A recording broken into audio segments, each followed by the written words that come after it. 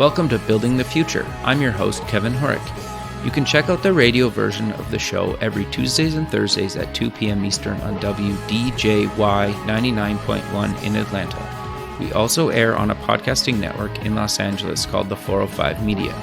There's a TV version of the show that airs on KMVT 15 in Silicon Valley at 8 p.m. Pacific on Tuesday nights.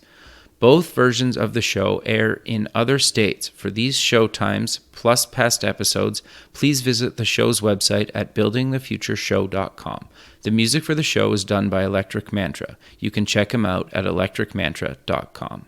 Join me at the 10th Annual Media Excellence Awards on January 18th in Beverly Hills, California. The attendees and I will be celebrating innovation and leadership in technology and entertainment. There are 20 award categories with 1,000 nominees. These awards honor those who are creating groundbreaking technology to better our lives and celebrate the hard work, determination, and brilliance in the leadership within the companies which create the new world we live in today. I will be recording nominees and winners at the awards. For tickets and more information, go to MediaXAwards.com. Welcome back to the show. Today we have Louise Baigelman. She's the co-founder and executive director at Story Shares. Louise, welcome to the show. Hi, thank you so much for having me. Yeah, I'm excited to have you on the show. I think what you guys are doing at Story Shares is actually really interesting and much needed. But before we kind of get into that, let's get to know you a little bit better and kind of start off with where you grew up. Sure, yeah. So I grew up in the Philadelphia area, right outside of Philadelphia. Okay. And keep going, sorry. Okay, yeah. I actually just moved back to the area, so I'm now where I began. Sure. And then I went to college in upstate New York. Okay. At Cornell. What did you take there? And then I was a English and psychology major. Okay. And what got you, or why did you want to take English and kind of psychology? Was there like a defining moment in your kind of childhood or as you were growing up? Yeah, I was always really into English and reading, writing. I always say, my parents turned all the walls in our house into bookshelves throughout my childhood. So it's always kind of surrounded by books. And that's what drew me to English. And then I'm also fascinated by people and what makes people work. And, the funny thing about English and psychology is that they're obviously different fields, but there's a lot of overlap as far as analysis of characters. So those were I also kind of had a sense that I wanted to go into education, but wasn't fully there yet. So those were the right kind of fields of study for me. Sure. And then you did get your Master's of Education, correct? I did, yes. And so so obviously what made you kind of decide to go, okay, I want to go and actually take education? Yeah, so I've always been interested in education, particularly low-income populations. I actually went to a Quaker high school, and one of the things that they have as part of the framework there is that you go and do service projects throughout middle school, high school, built into the school day. And so that was kind of my first exposure. I worked at, I volunteered at a homeless shelter and tutored the kids there. And at that point, I remember being struck by this kind of contrast of, so close to where I lived and such a different reality for those living in poverty. And so at Cornell, I did most of my extracurriculars were also related to education and tutoring. I had the chance to, go into middle schools and work with students there. And so by kind of late college, I knew that was what I'd want to pursue. And I applied for Teach for America, which was a really perfect pathway into education, particularly with the low-income focus, and that definitely solidified it. No, that's awesome. So when you finished your master's, you kind of you've done a bunch of stuff in the teaching space. You said you worked at Teach for America, but walk me through kind of your career up until you decided to co-found Story Shares. Yeah. So I was a teacher. I was a middle school teacher in Lynn, Massachusetts, so just north of Boston. And Okay. I taught English language learners and students who struggled in general and focused on reading and writing. Okay. Um, and actually, a lot of what drives the work I'm doing now with Story Shares came out of that experience, because it was there that I had, 12-year-olds reading at a first or second grade level, Wow. and I struggled to find the right books for them to actually engage them in reading. And so I was there for 2 years and then kind of bounced around. I actually moved to California for a year. I taught there as well, and then moved to New York, where I started working at a family foundation. Okay. And I was there for 3 years. And actually, Story Shares, we got to start as a project within that foundation. Nice. And that was how it ended up kind of being born. That's great. So before we kind of get into Story Shares, you also do some writing for kind of understood.org. What types of stuff Yes. do you guys, what just types of stuff do you write for them, and what is the site kind of geared towards? Because I think it's a really good resource. Yeah. Yeah, Understood is a great resource. It's actually really new, but they've been able to put together so much content in a short amount of time. It's really focused on supporting parents of children with learning and attention issues, and helping to equip the parents with the tools and resources and community and understanding to better support their own children in the journey of struggling with learning. And my role there is around reading and writing issues. So I write articles, anything from how to hook your teenager into reading if they don't like it, or strategies for supporting students who struggle with writing.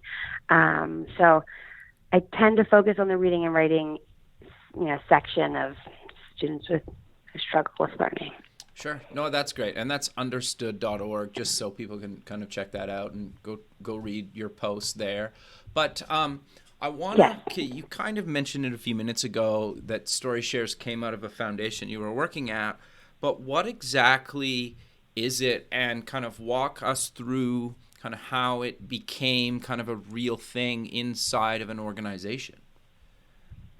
Yeah, so it's an atypical path, and it's but it was a cool way for it to be born. So basically, what we did at the foundation was we started it as kind of an experimental project, and we launched this initial writing contest. So the idea was, we knew like the problem identification part was there. I had experienced the problem, as I mentioned, from my own experience as a teacher. The foundation itself was focused on education, but also learning disabilities, and they were interested in the same issue. If you're an older student, if you're 15, but you're reading at the third grade level, you're never going to want to read books for third graders, but the books that are written for your age group are too hard for you to access. And so we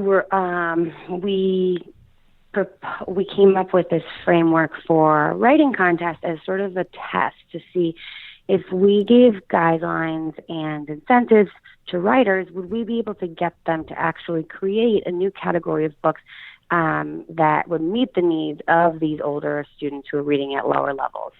And so we planned and ran the contest within the foundation, and it was a huge success. We ended up with almost 600 story submissions in just 4 months. Wow. And so that was like a real proof. It kind of exceeded everyone's expectations and felt like a real proof point. And so at that point, we did a lot of follow-up research around the stories to make sure we knew, like, are these really what we were going for? Are they high quality? Will they help the students? And that was also, resoundingly positive. And so at that point, the foundation gave us a grant or seed funding to spin this out and turn it from this internal project into, an independent nonprofit organization to continue generating and then distributing these kinds of books. That's great. I love that. And I think Thank you. one of the reasons I wanted to kind of have you on the show, outside of kind of promoting what you're doing kind of as a resource, is I think when we talked months ago, when you told me kind of you're working in a career and, you know, you're working at this foundation and you basically tried this project out and then kind of spun it into, in your case, like a not-for-profit. But I think like a lot of people that are kind of looking at being an entrepreneur or doing something, they're almost like scared to take something that's working inside of maybe their day job or foundation or something and actually make it into kind of its own entity, whether it's for profit or not for profit. And I think just your journey, just going through that, I think is, you know, inspiring to other people to actually do this stuff inside of whatever industry that they're in. Yeah, thank you. Yeah, definitely a leap. Sure, but I to think go that's good, from though. kind of, So absolutely.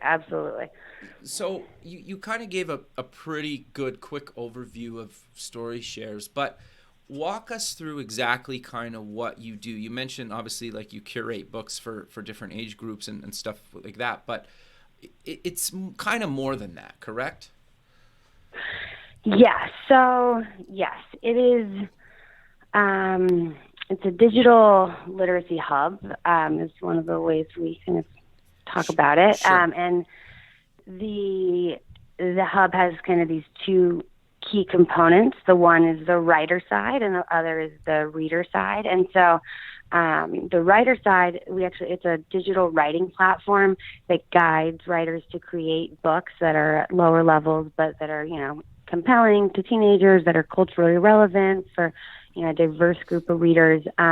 So they use our book publishing tool to create these books and then submit them to our library. And then we curate that content, we edit it. The stuff that's high enough quality, we then include into our library. And so that's the reader side, which is, you know, this library is sorted by genre, but you can also hone in based on age and reading level, the right books at the right levels. And then the books are enhanced with various features to make them more accessible. So like a visual glossary and, text to speech, so you can listen to stories. So it's kind of this, we think of it as like a literacy ecosystem almost. It's bringing together the two sides of the equation, the writers and the readers, and creating this community for the ongoing generation of this new category of books. Sure. No, I think that's great. But, and this might be kind of a stupid question, but how does a writer write for kind of certain age or kind of grade levels? Yeah, you mean like the reading level part or the actual interest level part? Like if I'm, I guess both. Well, kind of both, I guess. Like they're probably not one and the same, but how, like if I'm a writer and I'm writing a story and I say, you know what, I want to write something that's interesting for, you know, teens that are reading at, say, like at some sort of elementary school level, it like how do I, like, is there kind of like guidelines or standards? Because what I'm trying to get at is if there's any kind of writers out there listening, like how do they even kind of get into this space? Yeah, so it's a great question. It is, the approach that I've taken in kind of crafting the guidelines is to try and keep it as simple as possible, because I think a lot of the stuff you think about reading level and interest level, and it can start to get kind of confusing and daunting, but at its very core, the way I frame it is, first, interest level is how old is the intended audience? So am I writing for middle school students? Am I writing for high school students? Author, we want all of the above. So the author themselves has to decide, who am I writing for? Okay. And then based on that, one of the very key and simple components is the characters in your book and the things that they deal with, and, the drama of their everyday life has to be high school, Sure. has to be high school based if they're high school students. And the real problem that we're addressing is that right now those high school students have to read about second graders dealing with what they brought to, for lunch. Sure. So we give guidance around like topics that are relevant to high school students, all of that. We're really interested in developing a diverse body of literature, so trying to have, minority characters in non-stereotypical ways, et cetera. So that's the interest level piece. Relevance is kind of my key, word for it. On the reading level side, that's where people can feel even more overwhelmed, or writers are not typically thinking about reading level when they're writing a regular book. But it's actually about keeping language simple and concise and straight to the point. So little things like don't, make really long sentences with multiple clauses. Divide them with periods instead. Shorter chapters, shorter overall book. The vocabulary is really key. So kind of more accessible words. And combining all of those key principles, which on some levels are good writing, right? Clarity, Sure. results in the books being significantly lower reading levels. Avoiding idioms is another example.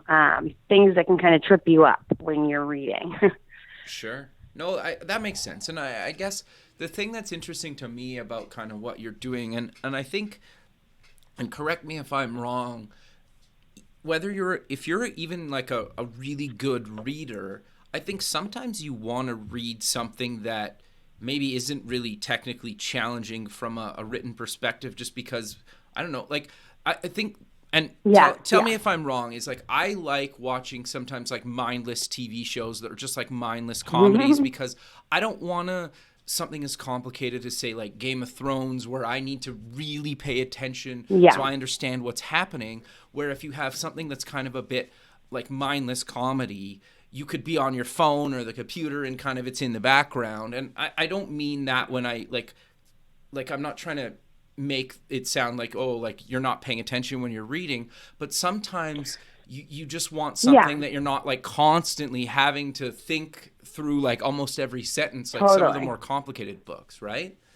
Yeah, absolutely. Because, I mean, it's even like the example you gave with TV shows. It's like there are different purposes for TV shows. Sure. Sometimes you're in the mood for light and mindless, and sometimes you want something kind of heavier and more of a thought-provoking. And same with language. One of the purposes of language is to be beautiful and use, metaphor and all of that. But for the students we're serving, that's not the right purpose. It has to be more kind of easier to grasp. So to what you're saying, I absolutely agree. I think, in this case, it's like, yes, you have to let go some of the flowery language or the kind of beauty of language for language's sake for these books and focus more on easy to comprehend, kind of more graspable. Sure. No, I think that's... Yeah. Okay. No, that makes sense. So, go ahead. Sorry. One more thought to add about that is Sure. I think the readers that we're serving, a lot of times, especially like take a high school student, for example, if you're really reading far below grade level as a high schooler, you probably have also developed a kind of bizarre relationship with reading in general. You probably do not love it, right? You haven't read a book that really hooked you in a while. You probably are somewhat embarrassed by, maybe your skills being behind. And so a big part of our approach has to do with trying to sort of start to strip away the negative associations with reading and really engage the students so that they can start, feeling like, oh, actually reading is something I can do that's enjoyable, and that ultimately results in more reading, which then improves your reading skills. So the kind of engagement piece is a key component of our approach, is kind of giving them a positive, happy reading experience.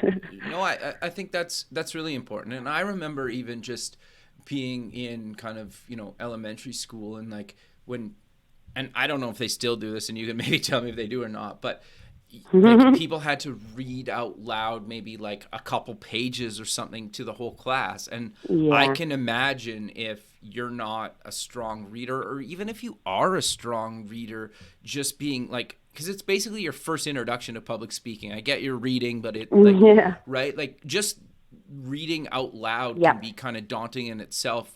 And then if you're kind of Totally. not a strong reader, it's got to be kind of not the greatest experience, right?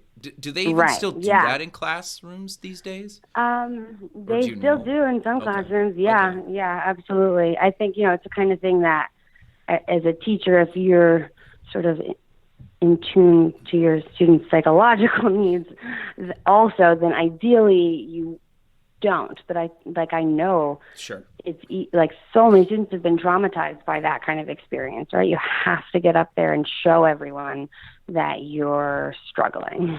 Sure. Yeah. And that can be Yeah. kind of terrifying. The other thing Yeah. And on the same sorry. No, go ahead. The same embarrassment framework actually applies to the kind of book. So, back to my 12-year-old who's reading at a first grade level, the books written for first graders, they look like baby books, right? And so she didn't want to be caught practicing reading on one of those books. That was embarrassing to her.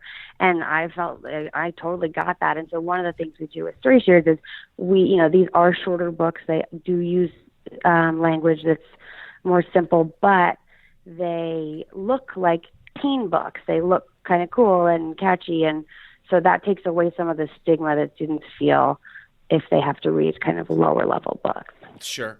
Well, and you guys also do adaptations of kind of like books. Like I think the best example, just even looking at your homepage, is kind of Mice and Men. So walk me through kind of that. Is it basically some other author takes that book, rewrites it, the same kind of story, simpler for a certain grade level? Is that a good way of describing that? Yeah, pretty much. And it's interesting you bring that up, because those adaptations we have are actually created by teachers who, like of Mice and Men, for example, had to teach of Mice and Men as part of the standards to high school students, but it was too hard for them, or for some of them. And so and apparently this is actually really common, she rewrote her own versions to capture kind of the essence and themes and all of that, but at a simpler level. So teachers, turns out, level books themselves to enable their students to access them better. And a lot of teachers enter our contests too. So, Sure. Yeah, we haven't really emphasized that element because there's still some nuance to adaptations and previously existing content that we have to wrap our minds around. But the idea of having one book at many different levels is really appealing more broadly, because we have lots of different students in our classes. Sure, and especially, I'm assuming. So again, kind of tell me if I'm wrong. But if you come, to kind of America or North America or wherever, and English isn't necessarily your first language, and you're learning the language, plus you're in kind of say high school, you might want something that's a little bit less daunting to read, because you need to do a book report on or something, right? And just having a simpler version, even if like English isn't your first language, if they don't make a version in your kind of first language. Is that fair to say? Absolutely. English language learners and new immigrants to the country are a huge part of the reader base that we serve because of that. Exactly. You are able to totally grasp high level concepts, but your language abilities are further behind. So having versions of mature content that's written at more accessible, graspable levels is really important for English language learners. So I think you kind of mentioned it throughout the show so far with kind of the contest, but I really want to kind of give that a little bit more time. And so what exactly is it, and kind of what can people kind of submit for? Yeah, so the contest is a fun part of our model because it brings together, this community of whether it's writers or teachers who can create a new kind of book. So we actually are have postponed this current one for various reasons, but we're having it as an annual contest. So once a year, we give these same guidelines, and then the writers, and then we give prizes, cash prizes, to, I think right now our standard is doing 5 categories. Our grand prize is always diverse literature, because that's one of the big pushes. And then we have 4 other ones that we create as categories based on what we identify to be gaps in our library. So, we don't have enough, horror stories or sports-related stories. And so then we might make that a contest category to try and generate more of those. So we offer prizes to all of those categories, and then we do a big awareness campaign around it. We reach out to writers in all the different ways we can think of, and writers have a finite amount of time to create, and then they can actually kind of design their books and then submit them to the contest, and that's when we then start honing in on which ones really meet the needs of our library. When the writers submit their stories, they agree to share their stories with us from then on for our library, even if they don't win. Okay. So that's kind of our best way to build the collection. People can actually submit stories all year round, even when there's no contest, but there's just not the same incentive piece there. So do you guys pay for the content, or is it donated, or how does that kind of work? Yeah, so we pay just the winners, and the rest is kind of donated with the framework of there's a potential to win, right? So right. then that would be your compensation, but otherwise they just provide it. And what's really cool about this that we've learned along the way is writers are inherently interested in literacy. They love writing and reading, and they're bought into the importance of literacy. A lot of people have no idea about this problem and the huge number of teens and adults in our country who read below grade level. So when we just kind of frame it up for the writers, like, hey, there's this huge audience of readers, they need a new kind of book. If you follow some relatively simple guidelines, you can create this book for them and contribute it to this growing collection. So writers are really, actually, a lot of them are just inherently motivated to do so. So we've been really, pleased by the giving spirit of the writers as we've built this collection. No, I think that's awesome. And you touched on something that I actually was going to ask you kind of coming up. But how, you mentioned obviously that there's a huge number of people. Do you kind of have some stats on that? Like, how big of a problem is it really? And I don't really care about the political kind of views of it, but like just kind of based on what you've seen, how big of a problem is it kind of really? Yeah, so the numbers are startling as far as I'm concerned. They say, there's different estimates, but they say it's like 90 million teens and adults in the U.S. that lack some basic literacy skills. So that's a huge number. I think 70% of high school students in this country need some form of reading remediation.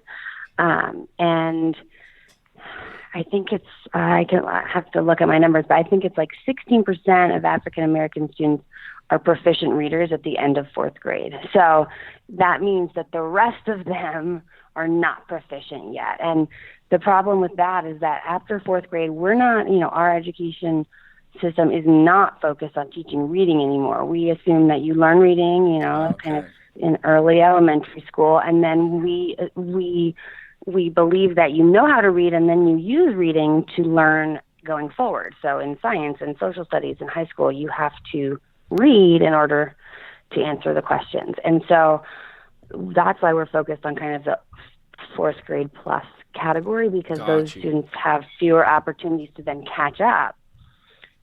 So yeah, it's a wide scale problem. And part of that is because the reason why someone might struggle with reading is varied. So it might be English language learners, it might be students who have reading disabilities like dyslexia, and then also just a huge percentage of students who are living in low income communities who maybe weren't exposed to reading early on, who maybe didn't have the best early reading instruction at school, are also reading far below grade level.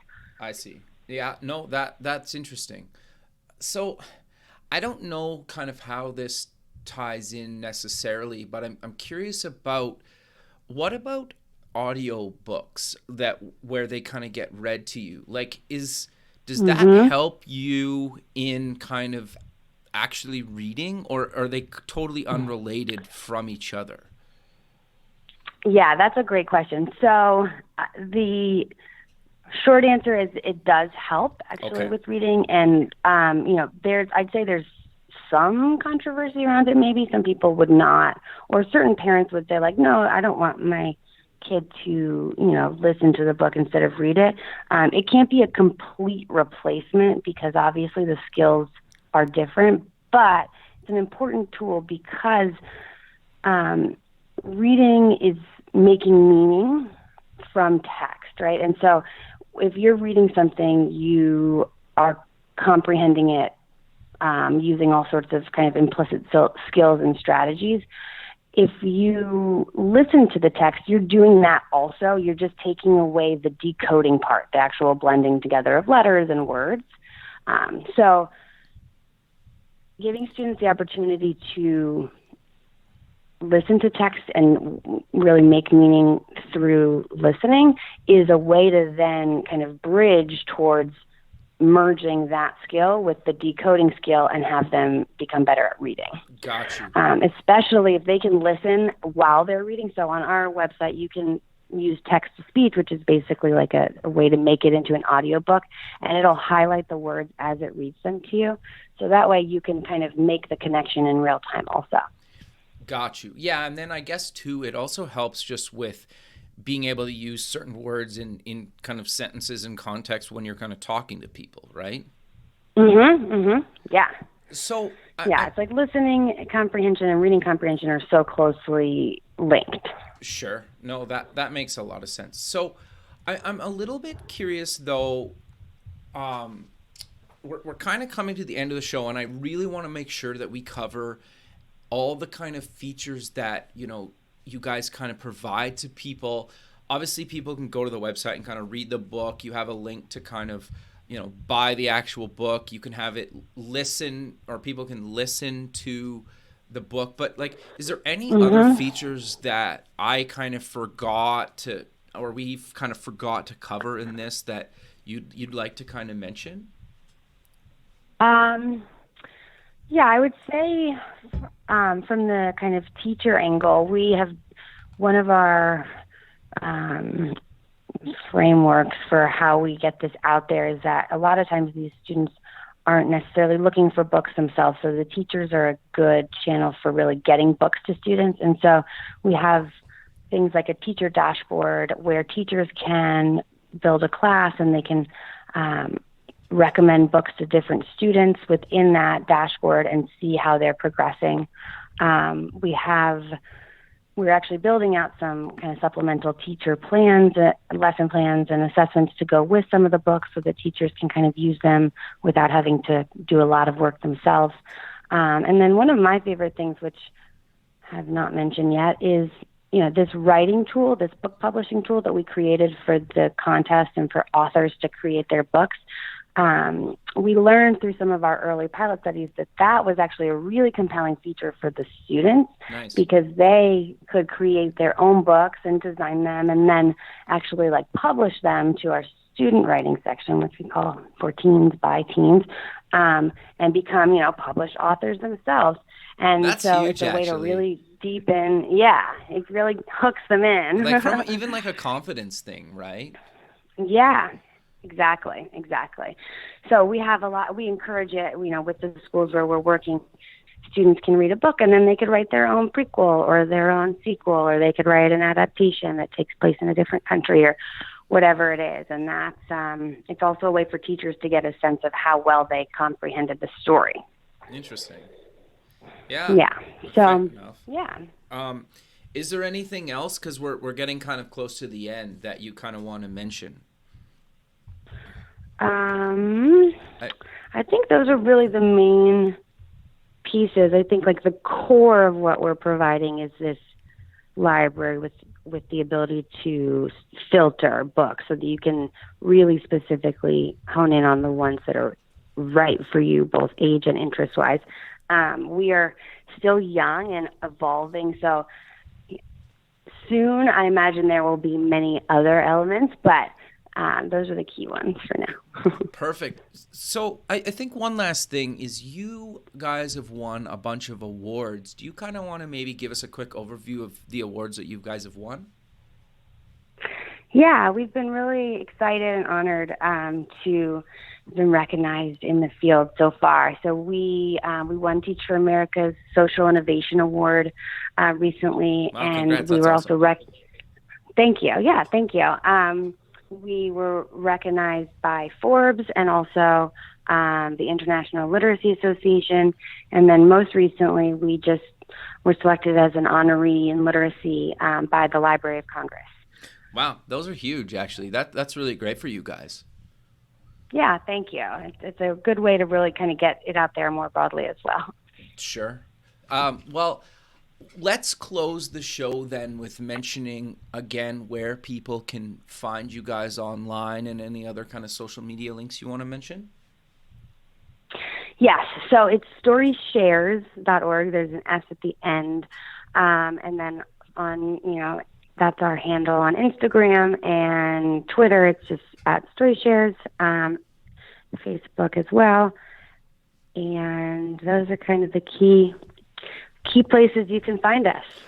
Perfect. Well, I really appreciate you taking the time out of your day to be on the show, and I look forward to keeping in touch with you, and have a good rest of your day. Great. Thank you so much. Perfect. Nice Thanks. to talk to you. Okay. Bye. Okay. Bye. Thanks for listening. Please visit the show's website at buildingthefutureshow.com. Also check us out on Facebook at Building the Future Show and follow us on Twitter at Building Show. The music for the show is done by Electric Mantra. You can check him out at electricmantra.com and keep building the future.